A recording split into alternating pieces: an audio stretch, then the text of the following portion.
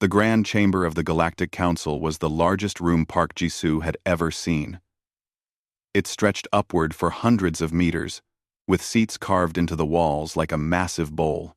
Lights floated in the air without any visible support, and the floor beneath her feet was made of some material that felt like glass but was warm to the touch.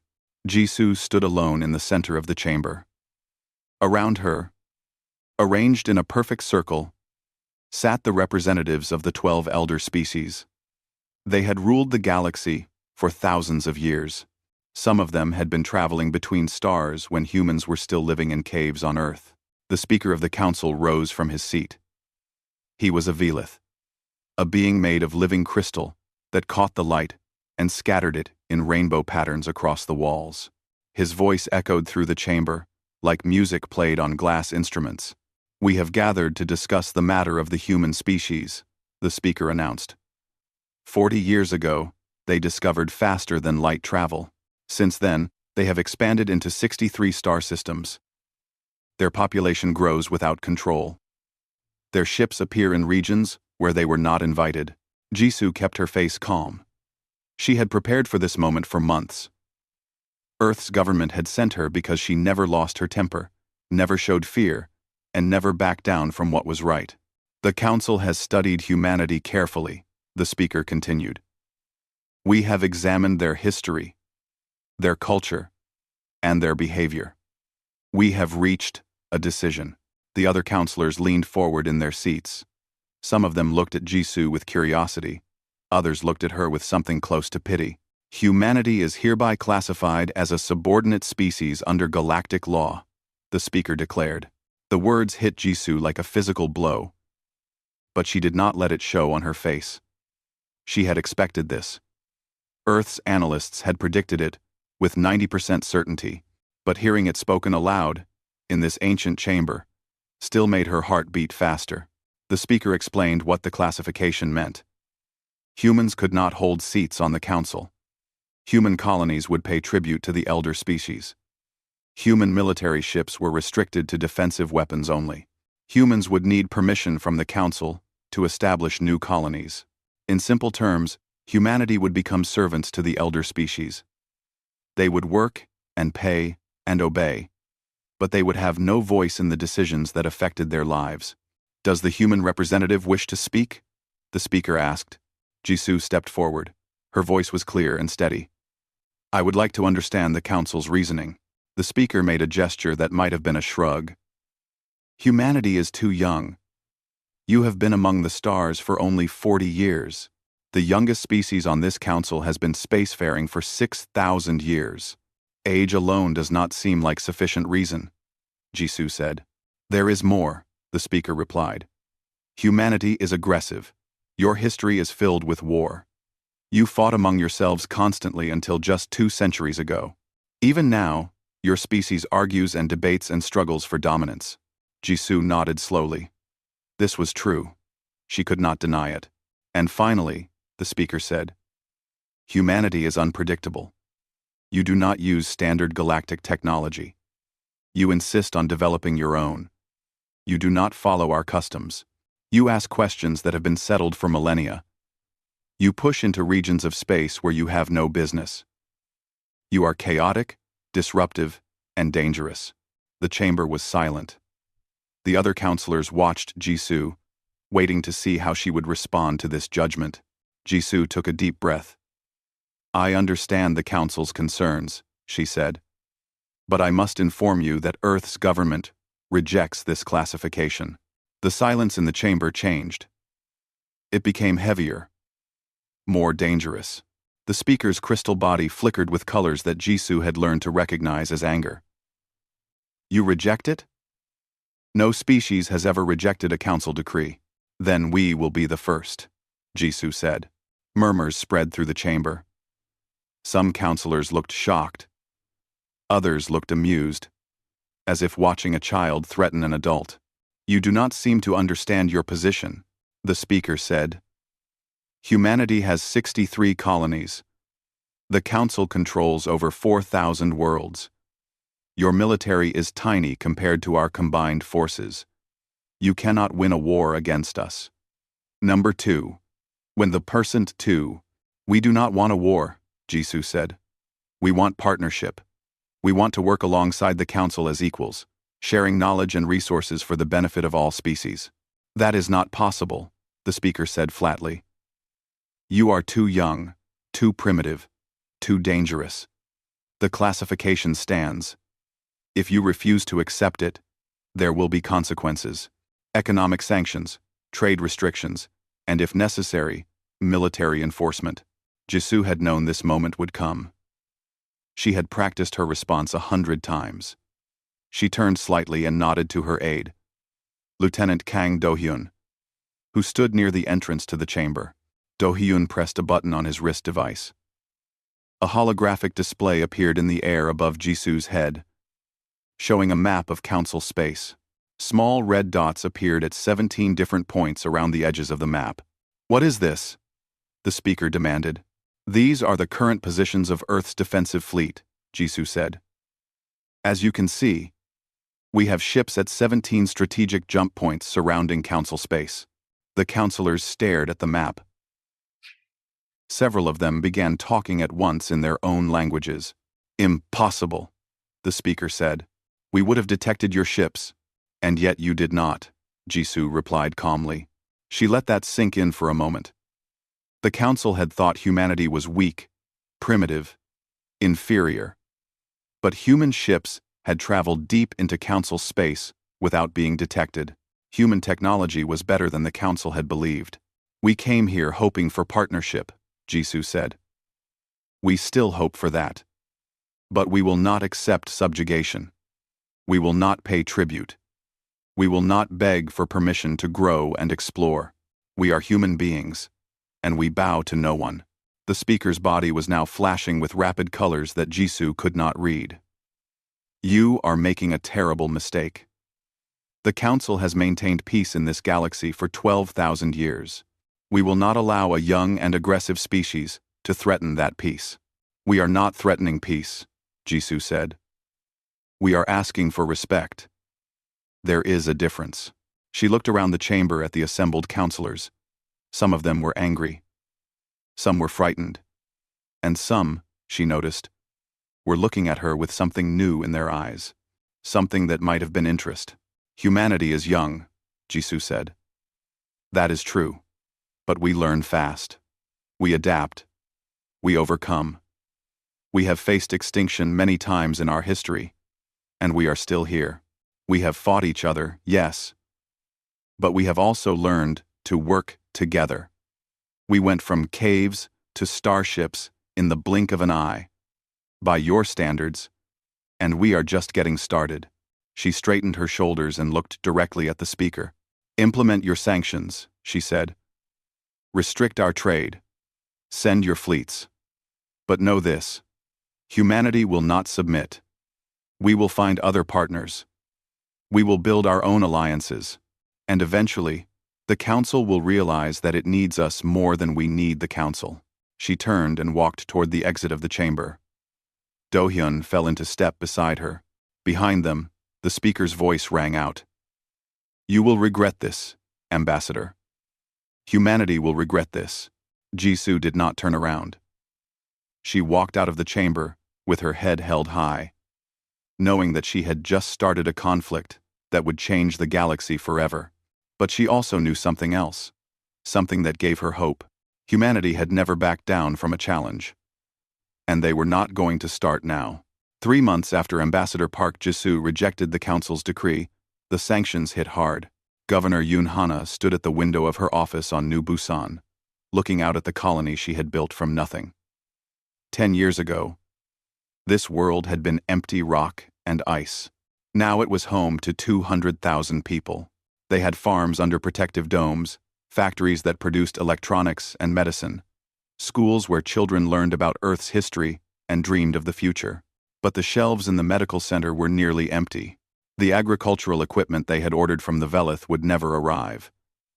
Ships from Council species no longer stopped at their station. New Busan was slowly being strangled. Her assistant entered the office. Governor, the people are gathering in the central plaza. They want to hear from you. Hana nodded, She had known this moment would come. She straightened her jacket and walked out to face her people. The plaza was packed with colonists. They looked up at her with worried faces. Some were angry. Some were scared. All of them wanted answers. "I know you are afraid," Hannah said, her voice carrying across the crowd through speakers mounted on the surrounding buildings. "But I want you to know that Earth has not abandoned us. There is a plan." "What plan?" someone shouted. "We are running out of medicine. My daughter is sick, and we have nothing to give her." Hannah felt the weight of that question in her chest. She was responsible for these people. Their lives depended on her decisions. "Earth is building new alliances," she said. "We are not alone in this galaxy. There are other species who do not agree with the Council. They will trade with us. Help is coming." She hoped she was telling the truth. Far across the galaxy, Admiral Baek Sunho stood on the bridge of his flagship, the ESS Determination. Through the viewport, he could see a convoy of 12 human merchant ships loaded with cargo. His orders were to escort them to the Tarka sovereignty. The Tarka were not members of the Council. They were a minor species who controlled only a handful of systems. The Council considered them unimportant. But the Tarka had something humanity needed: food, medicine, and raw materials. And humanity had something the Tarka desperately needed. "Admiral," his communications officer said, "we are receiving a transmission from the Tarka homeworld. Put it through." A face appeared on the screen. The Tarka looked somewhat like humans, but with gray skin and large dark eyes. This one was female, wearing the uniform of a government official. "Admiral Baek," she said, "I am Minister Vara of the Tarka Health Authority. I must tell you that your offer has caused great debate among our people. Many are afraid that helping humanity will anger the Council." "I understand," Sunho said. "But your outer colonies are dying from the plague. The Council refused to help you." "We will not." The minister was quiet for a moment. "Why? Why would you help us when we can offer you so little in return?" Sunho thought about the question. It was a good one. The truth was that Earth's government had many reasons for this mission. They wanted allies. They wanted to prove that they could build their own network of trade and support outside the Council. They wanted to show the galaxy that humanity was not the dangerous and selfish species the Council claimed. But there was another reason, simpler and more important than all the politics. "Because you need help," Sunho said, "and we can provide it. That is enough reason." The minister stared at him through the screen. Then she nodded slowly. "Very well, Admiral. Your convoy is cleared to approach. And, thank you." The human ships delivered their cargo: medical supplies, doctors, equipment for treating the plague. Within days, the death rate in the Tarka outer colonies began to fall. Within weeks, the plague was under control. Word spread quickly through the galaxy. Humanity had helped the Tarka when the Council would not. Other species began to take notice. On the Council station, the speaker received reports of these developments with growing anger. He summoned his advisors and demanded explanations. "How did humanity develop a treatment for the Tarka plague?" he asked. "Our own scientists said it would take years to find a cure. The humans did not cure it," one advisor explained. "They managed it. They used a combination of their own medical technology and simple public health measures. Quarantine procedures, clean water systems, vaccination programs. Old techniques, but effective. Primitive." The speaker said with contempt. "Effective," the advisor repeated carefully. Meanwhile, the economic sanctions against humanity were having unexpected effects. Human goods, it turned out, had become very popular throughout Council space over the past 40 years. Human coffee was a luxury item on dozens of worlds. Human music and entertainment were enjoyed by billions of beings. Human textiles and crafts were prized for their quality and creativity. Now that these goods were banned, a black market exploded into existence. Smugglers made fortunes bringing human products into Council space. The harder the Council tried to enforce the sanctions, the more valuable human goods became. Even worse, Many council species had come to rely on human workers for jobs that the elder species considered beneath them. Human engineers maintained old infrastructure. Human technicians fixed broken equipment. Human builders constructed new facilities. When these workers were forced to leave, the systems they had maintained began to fail. On the planet Vareth Prime, home of one of the founding council species, a water treatment plant broke down. The local engineers could not fix it. They had forgotten how. For generations, they had left such work to lesser species. Now the lesser species were gone, and Vareth Prime faced a water crisis. Similar problems appeared on other council worlds. Power grids failed, transportation systems broke down, communication networks went offline. The elder species had grown comfortable and lazy. They had forgotten how to do the basic work that kept civilization running. 3 months after the sanctions began, 3 species from outside the council contacted Earth's government. They wanted to trade with humanity. They wanted human engineers and doctors and teachers. They had seen what humanity did for the Tarka, and they wanted the same help. Earth said yes to all of them. On New Busan, Governor Yoon Hana received a message that a ship was approaching the colony. She assumed it was another supply run from Earth. She was wrong. The ship was Tarka. It landed at the colony's main port and opened its cargo doors to reveal holds full of food, medicine, and equipment. A Tarka official walked down the ramp and presented Hana with a formal message from the Tarka government. "You helped us when no one else would," the official said. "Now we help you." Hana felt tears forming in her eyes, but she held them back. She thanked the official and arranged for the cargo to be distributed. That night, the little girl who had been sick received the medicine she needed. She would survive. Back on the council station, the speaker called an emergency meeting. Reports were coming in from all across council space. More species were turning to humanity for help. The sanctions were not working. They were making humanity stronger. "We must increase the pressure," the speaker insisted. "Send a fleet to the Tarka region. Show them what happens to those who defy the council." The council voted to approve the mission. 50 warships set course for Tarka space, where Admiral Bake's convoy was still stationed. When the council fleet arrived, they found the human ships waiting for them. Admiral Sunho's voice came through their communication systems. "Council vessels, you are entering space where you are not welcome. Turn back now." The council admiral laughed. "You have 12 ships, human. We have 50. Do you really think you can stop us? I think you should scan our weapons systems before you make any decisions." Sunho replied calmly. The council ships ran their scans. Then they ran them again. The results were impossible. The human ships were carrying weapons that should not exist. Energy outputs far beyond anything the council had seen. Targeting systems that could track 100 targets simultaneously. Shield generators that made the small human vessels as tough as council battleships. For 3 days, the two fleets faced each other. The council admiral sent messages back to the station, asking for guidance. The speaker ordered him to hold position and wait. On the 4th day, the council fleet withdrew. The official explanation was that they wanted to avoid unnecessary escalation. The truth was that they were afraid. Admiral Sunho watched them go. He felt no pride in the victory, only sadness. He had not wanted this confrontation. He had hoped the council would see reason, but he also knew that humanity had just sent a message that the entire galaxy would hear. The humans were not weak. They were not primitive. They were not going to be pushed around, and they were just getting started. 6 months after the declaration, the Galactic Council was breaking apart from the inside.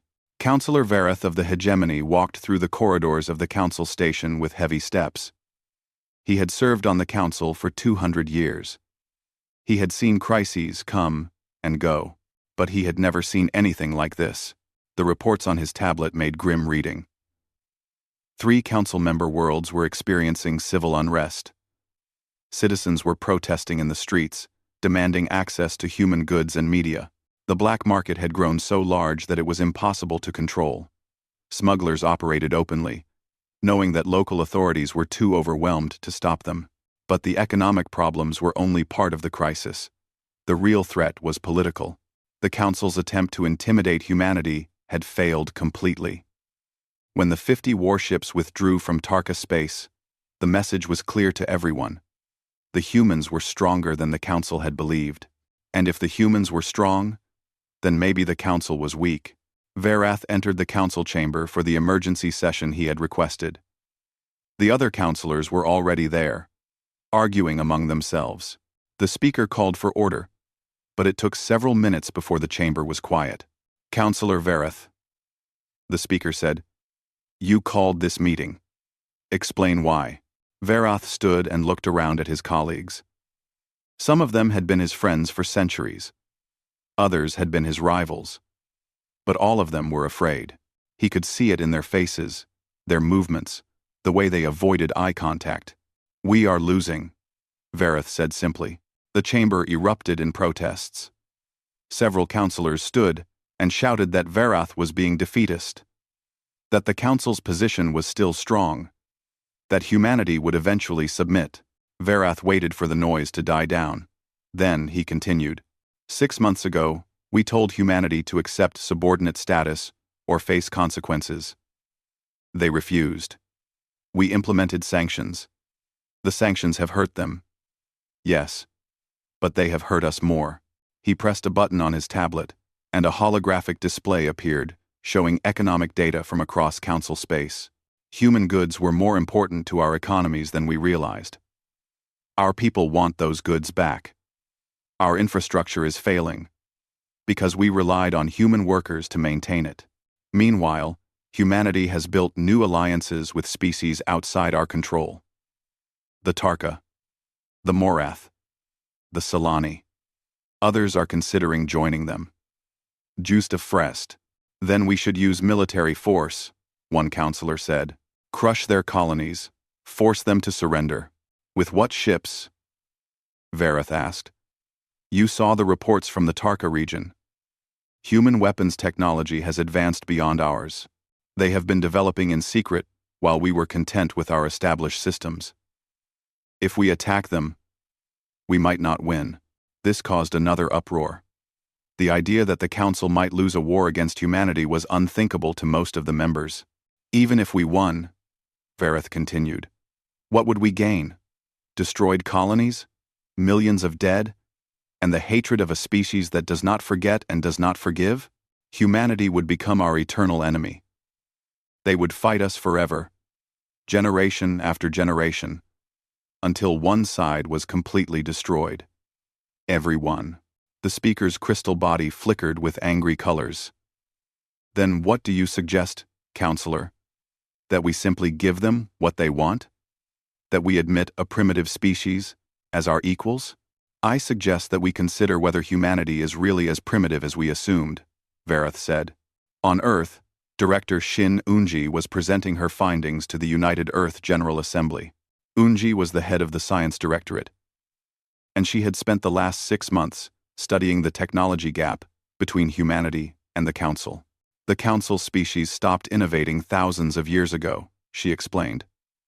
They reached a certain level of technology and decided it was good enough. They standardized everything. Every ship, every weapon, every computer uses the same basic designs they developed millennia ago. She showed images comparing Council technology to human technology. The differences were striking. We refused to adopt their standards because we thought we could do better. We were right. Our ships are faster. Our weapons are more powerful. Our computers are vastly more capable, and we are still improving every day. The assembly members listened carefully. One of them raised his hand. Director, if our technology is superior, why did the Council not realize this? Unji smiled slightly. Because they did not take us seriously. They saw a young species with limited numbers and assumed we were weak. They never really looked at what we could do. They were too busy looking down on us. Meanwhile, Ambassador Park Jisoo was back on the Council station. The speaker had requested a meeting, which surprised her. She had expected them to maintain their hard position for much longer. The meeting took place in a private chamber, not the grand assembly hall. Only the speaker and 2 advisors were present. Jisoo brought Lieutenant Kang Do-hyun with her. "Ambassador," the speaker said, "the council has reconsidered its position." Jisoo waited. She had learned to be patient in these negotiations. "We are prepared to offer humanity a new classification," the speaker continued. "Provisional member status. This would give you limited representation on the council. Your trade restrictions would be lifted. Your military limitations would be relaxed." "But not eliminated," Jisoo said. "Correct. You would still need council approval for certain activities. New colony establishment. Military expansion. Major diplomatic initiatives." 5. Jisoo considered the offer. It was better than subordinate status. 6 months ago, she might have accepted it. But things had changed. "I am afraid that will not be acceptable," she said. The speaker's body flashed with surprise. "You reject this offer? It is far more generous than anything we have offered a young species before. Humanity will accept nothing less than full membership with complete equality," Jisoo said. "The same rights and responsibilities as any council member." "Impossible. Your species is too young. You have not proven yourselves." "We have proven ourselves every day for the last 6 months," Jisoo replied. "We have built alliances with species you ignored. We have developed technology that surpasses yours. We have shown that we can help others and defend ourselves. What more proof do you need?" 1. The speaker leaned forward. His voice became hard and cold. "You ask for too much. Ambassador. The council has existed for 12,000 years. We will not transform our entire system to accommodate one arrogant young species. Then the council will continue to lose members and influence," Jisoo said calmly. "Species will continue to turn to humanity for help and partnership. Your power will shrink while ours grows. Is that what you want?" The meeting ended without agreement. Jisoo returned to her quarters on the station, feeling frustrated. She had hoped for better. She had hoped the council would see reason. That evening, there was a knock on her door. She opened it to find Counselor Verath standing in the corridor. "May I come in?" he asked. "I would like to speak with you privately." Jisoo stepped aside and let him enter. They sat across from each other in her small living room. "The speaker will never agree to your demands," Verath said. "He has led the council for 3,000 years. He cannot imagine a galaxy where the old order does not exist." "Then there is no hope for agreement," Jisoo said. "I did not say that." Verath looked at her carefully. "The speaker is not the council. There are others who think differently. Others who have watched humanity over these past months and been impressed." Jisoo felt a spark of interest. "What are you telling me, counselor?" "I am telling you that change may come from within the council itself. But it will take time. And it will require humanity to continue demonstrating that you are worthy of the equality you demand." "We will continue to be who we are," Jisoo said. "We will help those who need help. We will defend ourselves against those who attack us. We will keep reaching out our hand in friendship to anyone willing to take it." Verath nodded slowly.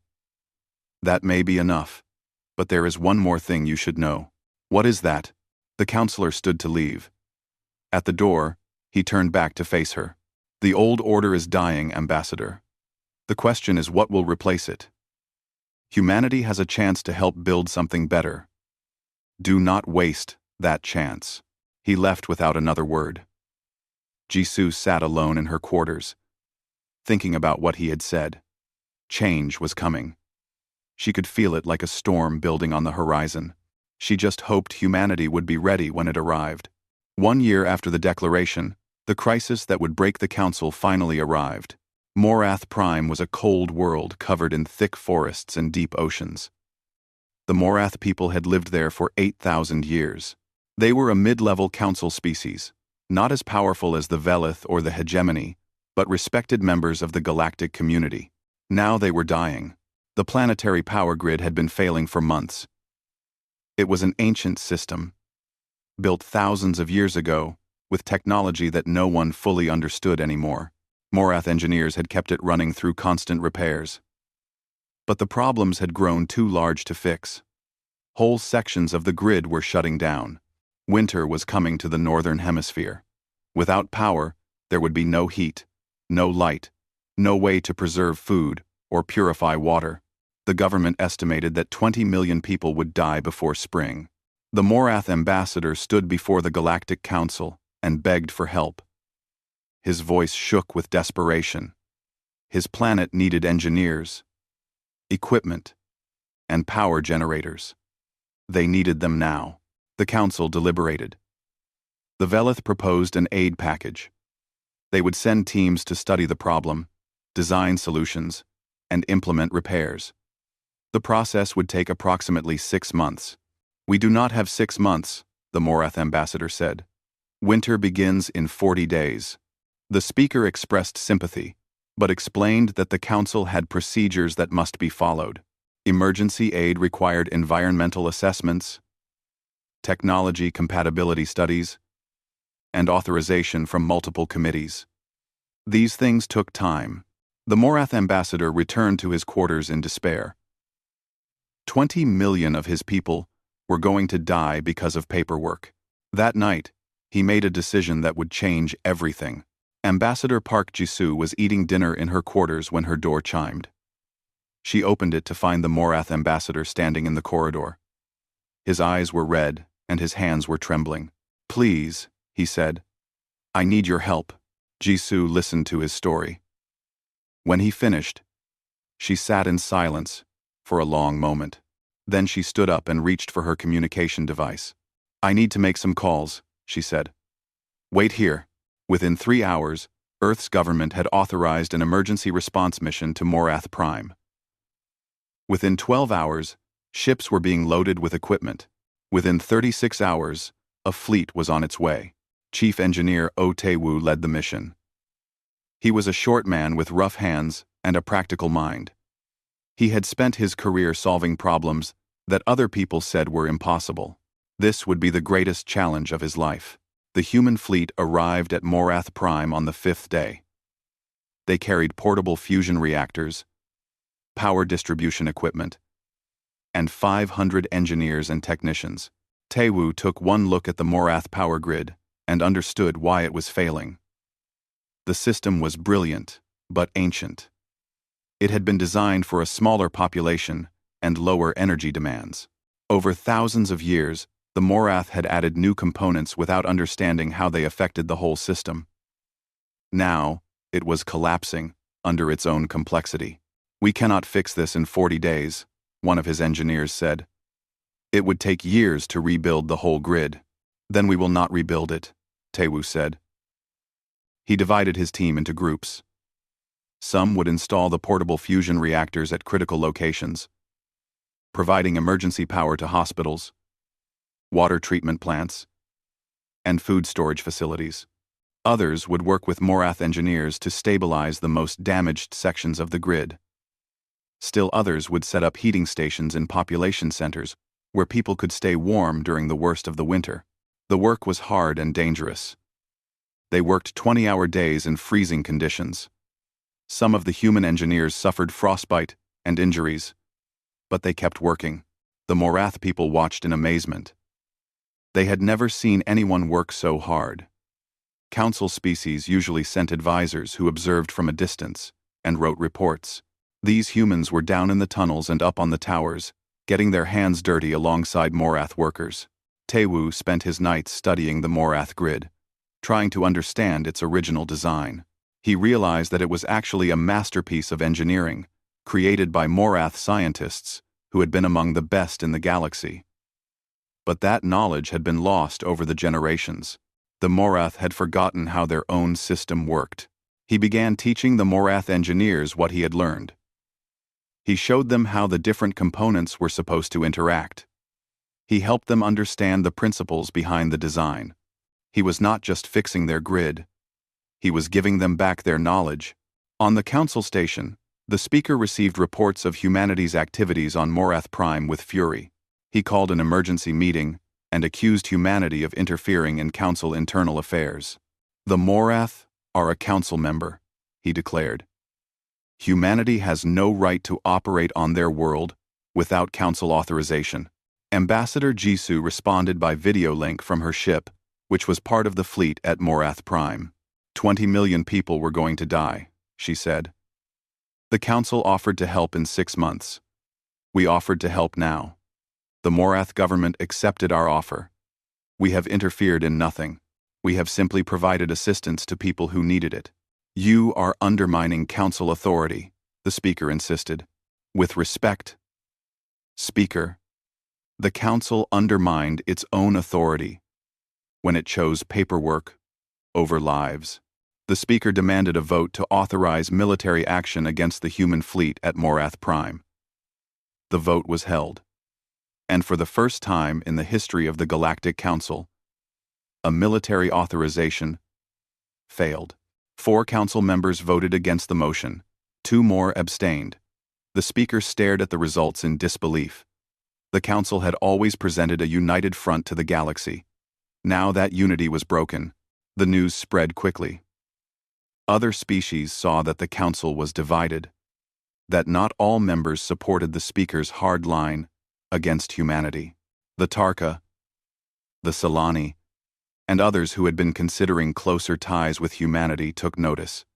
If Council members themselves were breaking ranks, then perhaps it was safe to move closer to the humans. On Morath Prime, winter arrived. It was harsh, with temperatures dropping far below normal. But the heating stations kept people warm. The emergency power systems kept hospitals running. Food stayed preserved, water stayed clean, and the lights stayed on. By the time spring came, not 20 million people had died. Not 2 million.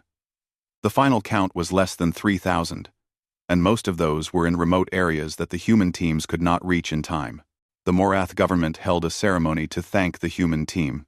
Tae Woo and his engineers stood in the Great Hall of the capital city, uncomfortable in their formal clothes, while the Morath Prime Minister spoke of their gratitude. "You came to us when no one else would," the Prime Minister said. "You worked beside us as equals, not as superiors. You gave us back not only our power, but our pride. The Morath will not forget this. We will not forget you." That evening, Councillor Vereth visited Ambassador Jisoo at her quarters on the Council station. He looked tired, but also something else. Hopeful. "Perhaps. You have changed things," he said. "The vote against military action.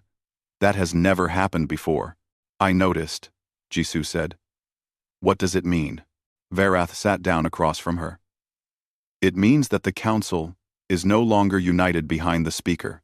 It means that there are members who believe the old ways must change. It means that what you have been working toward may actually be possible. Full equality for humanity," Jisoo said. "More than that." Verath leaned forward. "A complete restructuring of the Council. An end to the hierarchy that divides species into levels. A new organization where all members are truly equal." Jisoo felt her heart beat faster. This was what she had hoped for. Not just acceptance for humanity, but a better system for everyone. "How?" she asked. "The Speaker will never agree to such changes." "The Speaker is not the only one who matters anymore," Vereth said. "The vote proved that. If enough Council members support reform, it can happen. And I believe enough members are ready." He looked at her with serious eyes. "But it will not be easy, Ambassador. It will not be without cost. The Speaker and his allies will fight against any change. They may do desperate things to preserve their power. Humanity must be ready for that." Jisoo thought about everything her species had been through in the past year. The sanctions, the threats, the confrontations. They had survived it all. They had grown stronger. "We will be ready," she said. Vereth nodded. "Then let us begin." Sen. 18 months after the Galactic Council declared humanity a subordinate species, the Council met for the last time in its original form. Ambassador Park Jisoo stood outside the Great Chamber, waiting for the session to begin. Lieutenant Kang Do-hyun stood beside her, holding a tablet with notes they had prepared for every possible outcome of today's meeting. "Are you nervous?" Do-hyun asked. "Terrified," Jisoo admitted, "but also hopeful. This is what we have been working toward." The doors opened. They walked into the chamber together. The seats were full. Every council member was present, which was rare. Some sessions went ahead with empty chairs, but not this one. Everyone knew that history would be made today, one way or another. The speaker called the assembly to order. His crystal body caught the light, but Jisoo noticed that the colors were muted, almost gray. The speaker looked tired. He looked old. "We are here to address several matters," the speaker began. First, the ongoing situation with humanity. Second, proposals for certain changes to council procedures. Third, if I may, Speaker. Councillor Varath rose from his seat. "I believe we should address these matters in a different order." The speaker's body flickered with annoyance. "That is not proper procedure, Councillor.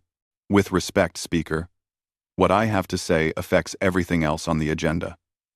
I ask the Council's permission to speak." A murmur ran through the chamber. The speaker looked around at the other councillors. Several of them nodded their agreement. He had no choice but to allow it. "Very well. Speak."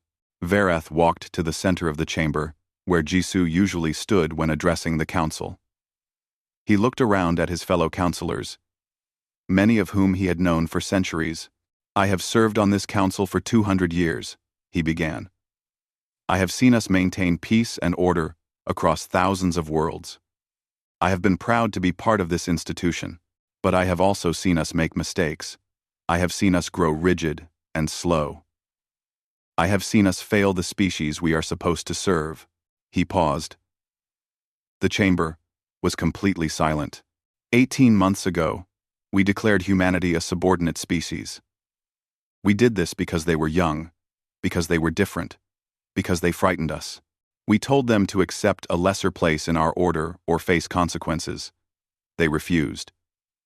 And since then, everything we have done to force them into submission has failed. Varath gestured toward Jisoo. Humanity has built alliances with species we ignored.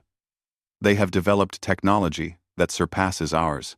They have provided aid to those in need, including our own members, when we would not.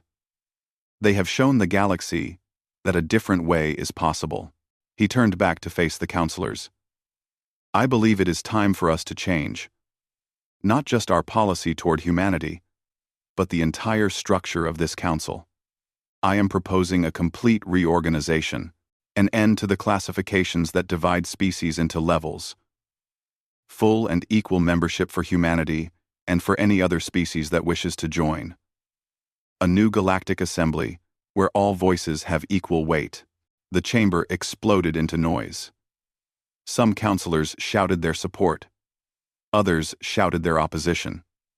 The speaker demanded order, but it took a long time for the room to quiet down. "This is madness," the speaker said, when he could finally be heard.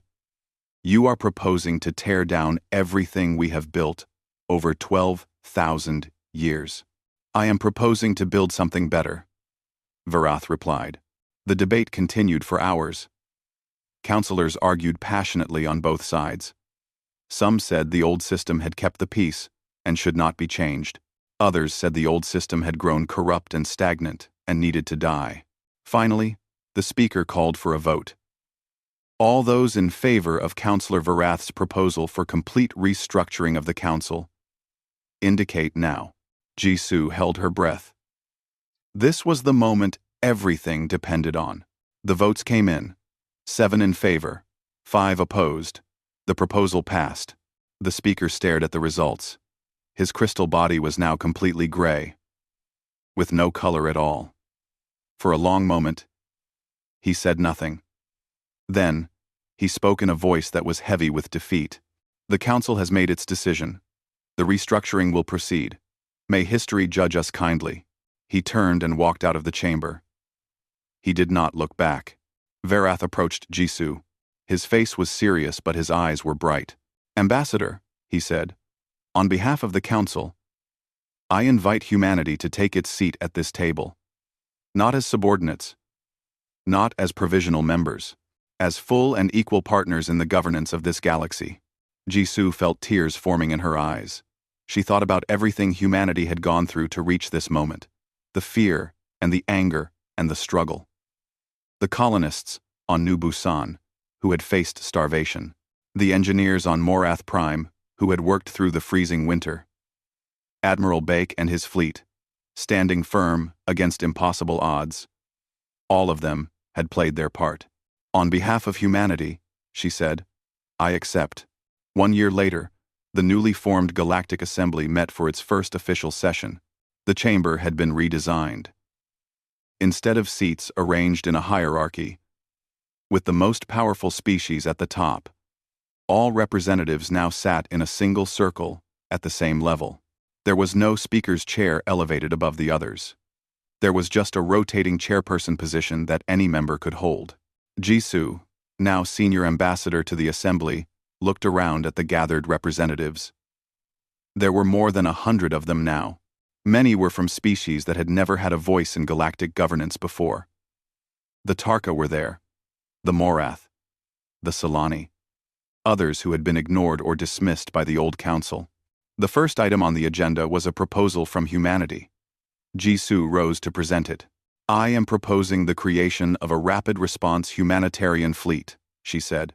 This fleet will be ready to assist any species facing a crisis, regardless of their political status or relationship with the Assembly. Natural disasters, plagues, infrastructure failures, whatever the emergency, help will be available immediately, without waiting for studies and committees and paperwork. She looked around the circle. We have all seen what happens when help comes too late. We have all seen species suffer because the old council moved too slowly.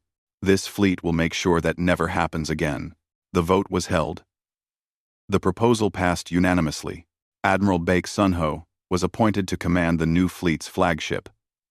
He had spent the past year training crews and coordinating with the various species that had contributed ships.